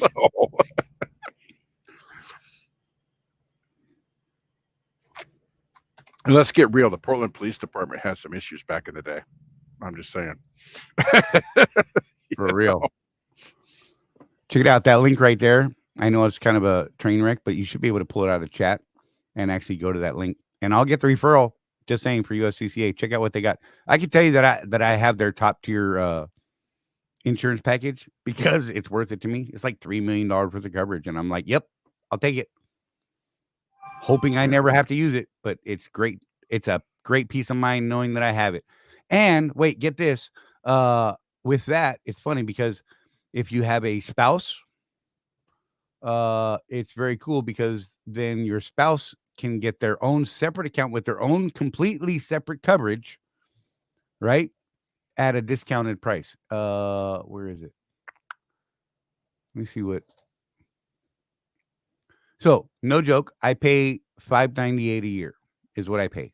I know it sounds like a lot, but that's what I pay. They have lower packages, so I mean, nothing wrong with doing that.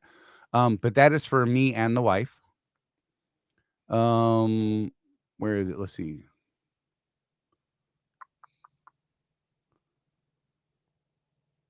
Where's the spouse charge?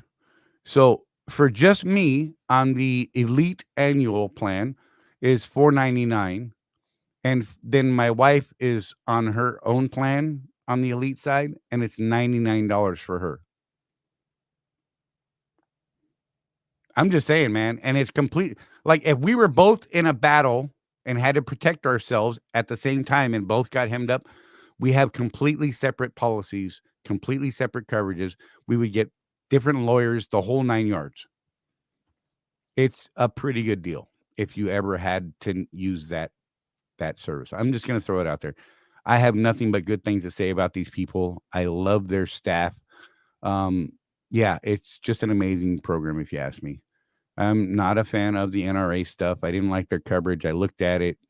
I looked at some other coverages, and USCCA just seemed to check all the boxes that I was looking at and just made me feel better about doing business with them.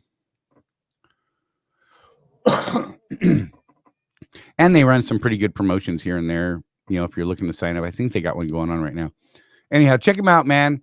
And like I said, I'll take the referral if you want to click that link. I'll get the referral if you sign up and do anything. It's pretty awesome. I'm not too proud to beg, Gil. Yeah. So shall we get back to trucking a little bit here? Yeah, we should probably do that. We only got about 16 minutes left, so we should probably Wimpy McPode is calling us out there.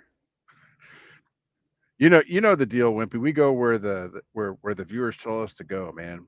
That just came up. So I'm just looking through a few headlines here, though. I get these emails on trucking news and stuff. So this is kind of interesting. The hours of service limits have been relaxed amid the Baltimore bridge collapse response. Yeah. Some guys so there was some discussion about that, on the Swift groups, not necessarily our group, but the general Swift groups. What's going to happen to the freight in the East?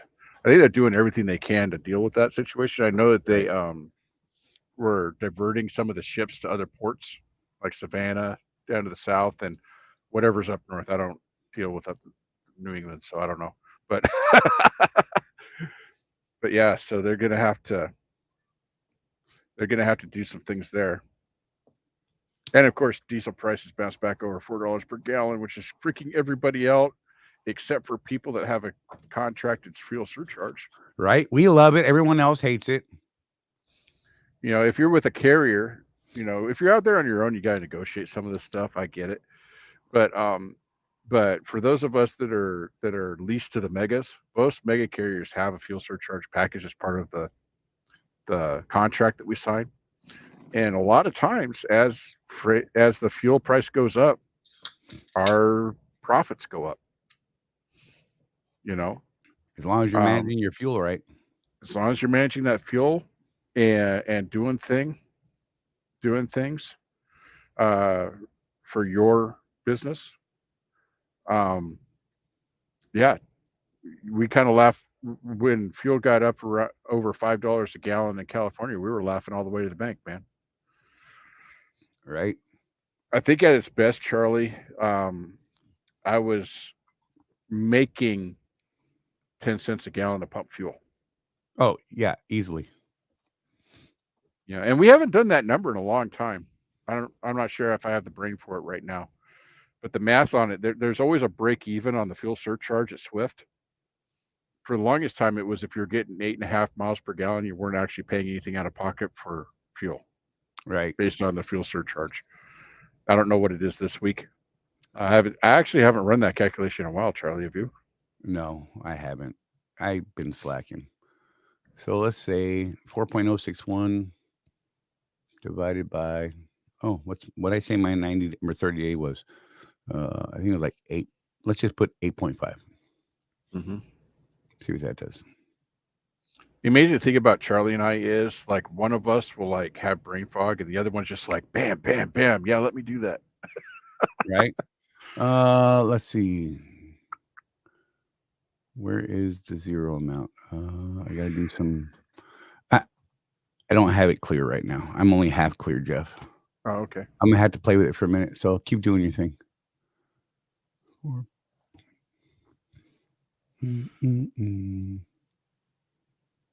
Kevin Kirby says last weekend, the week before, I was stuck in Ohio for 2 days. Owing Swift money for the last 3 weeks sucks.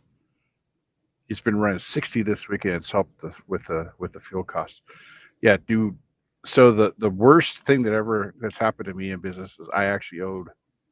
I didn't see a settlement, and Donna can correct me if I'm misremembering, but it was like 2 months where I didn't see a settlement at one point. And that was because of a medical bill that I had neglected long enough to where they actually took it to court. And yeah, that sucked. Excuse me. So if you are actually paying the national average right now, that was 4.061, to break even on the fuel surcharge, you need to be doing 8.752 miles per gallon. Hopefully you're paying less than that average. And I haven't paid over 375 all week, so. And my 30-day average, let me go back, 9.12. Yep. So I do. Yeah, I'm making money on the fuel surcharge. I'm making pretty good money on the fuel surcharge now that I think about it. Yeah. I can't do the math right now. It's not working. I apologize. So if you use fuel gauges, right? Let me pull mine up real quick because I've got mine set to tell me I'm at 49 cents per mile.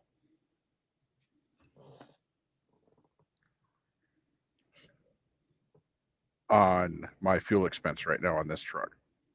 So if fuel surcharge is 45 cents a mile, I'm only paying 4 cents. Well, will it be 4 times 8? What is that? Numbers. 30. I don't know. It's broken, I'm right? having a hard. My It is brain's not a broken. math day, bro. But you can use fuel gauges to do it. Do the math, man. Do the math. What am I paying? What's my average right now? So I'm paying 4 cents a mile for fuel out of pocket. Okay. And I'm getting 8.01 is my lifetime average on this truck. So I'm paying 32 cents a gallon out of pocket right now. Now I understand, I know how we look at our profit and loss statements. You are looking at profit and loss statements, right, guys? Yeah. Everybody should be doing this. Please. So it sounds a little wonky. It sounds like new math or something. But if all you're looking at fuel and you're looking at your fuel surcharge to try and figure out what you're paying out of pocket based on the fuel surcharge, that's how you do it. Now, when you're looking at the total profit and loss statement, we look at it a little differently. We just look at that bottom line and we look at all of our expenses and figure out, are we actually making money? Which right now, for a lot of people, that's kind of up in the air. Let's be honest. Right. We don't have time to get into it right now, but the discussion's coming up again on should I have an S corp? And I would argue that right now, right, GW 32 cents a gallon, right? Yeah, I told you I'm not working right now. My head ain't working. The question in our private group has come up again about should I have an S corp? Should I not have an S corp? Should I have an LLC? Should I not have an LLC? Yeah, that's a longer discussion, and we might do a post about that in the public, on the public page, because I think that would benefit everybody. But yeah, there's some math that has to be done to make that decision. And we're actually going to see Colton, the trucker CFO, on Thursday or Friday. So maybe we'll get his input on that a little bit, so we can get a professional opinion instead of just two Donkey Kongs on YouTube. So if I was paying the national average of 4.061 with my 30-day average, which is 9.12 miles per gallon, my cost would be 0.445. So I'm making 2 cents a mile extra on my fuel purchase with the fuel surcharge.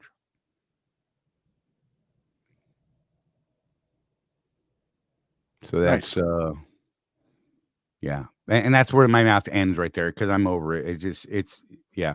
We didn't get home till like 3:00 last night. I didn't sleep well. It was great. Today's been kind of a weird day. Exactly. 2 idiots leading the way, CW. We're working on glad we can help.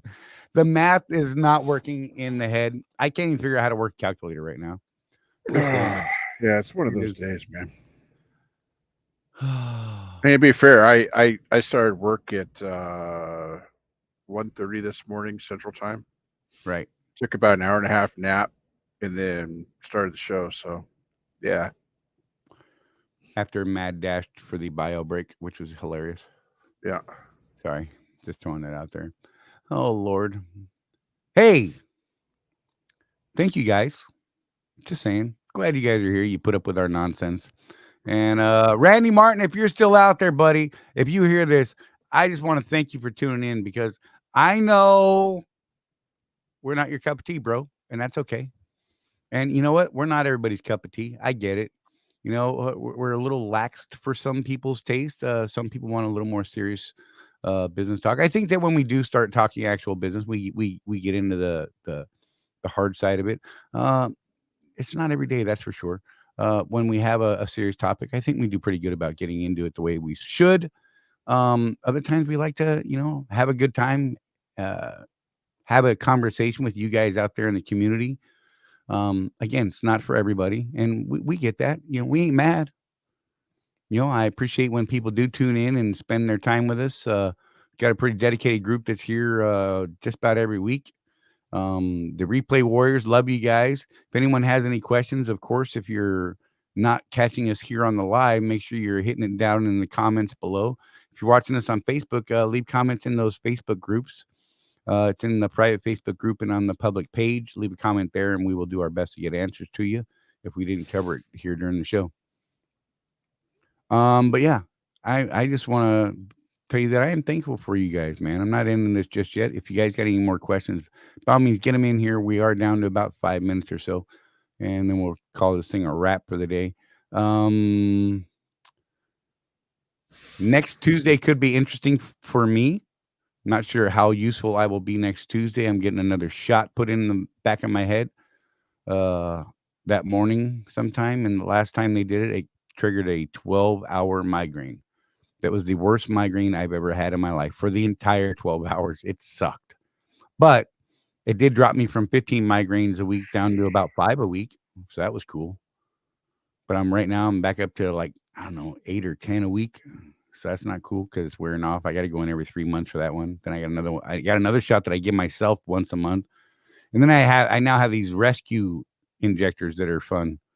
That damn thing's like a massive needle. It's slow. It's thick. Oh my gosh.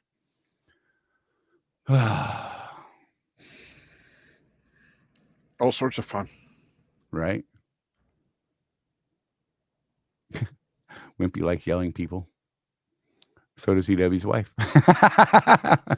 Look, I might yell at people from time to time. I think it helps me. Keeps my head from exploding. Yep. Craig said, lower speeds increase profit and lower maintenance costs. Have a great night, everybody. Yeah, for real. Yep. Less wear and tear on tires, motor components, the whole 9 yards, better fuel mileage, generally speaking. All those sorts of things that we've learned over the years. I think we are. If we missed anything, you guys hit us back in the Facebooks or down here in the comments on the YouTubes. or reach out to Jeff or myself or both of us, whatever you want to do. Jeff, you got anything else you want to hit up? Nope, just be safe. The rains are here. Michael Powler said, hit the like Um, button. Yeah, hit that like button. That'd help us out. Make a comment too. Any comment, positive, negative. Yeah, if you don't like what we're do doing, something tell us. else, if you want us to talk about something else, let us know. That's what we're here for. Yeah, 407 miles of rain today. Good Lord. Just saying. Hey, if anybody out there is looking for trucking insurance, insurance relating to trucking, period, give our folks a call over at Seabright. You can reach out to them. Do us a favor, mention Contractors Corner, and they'll put you in a special package type deal with some special rates for you that you wouldn't otherwise get out of them. Insurance rates are on the climb this year. Many people are reporting that their insurance has doubled this year, and some have done more, some have done less. It's been pretty crazy. Give them a call over at Seabright, 800-366-6466. Again, mention Contractors Corner. Excuse me. And let them work up a quote for you. You don't have to be a Swift driver. This is open to any guys out there that are people watching our channel. So you guys, we're going to see you. We're going to wrap this thing. We will see you next Tuesday, hopefully with some information following the ES site event. But we'll be here next Tuesday, 6 p.m. like we are every Tuesday at 6 p.m. Eastern time. And you guys be safe. Take care of each other. There's no one out here looking after us but us. And we will see you next week. And you guys over in the private community, look forward to something this week. We're going to be sending you something out.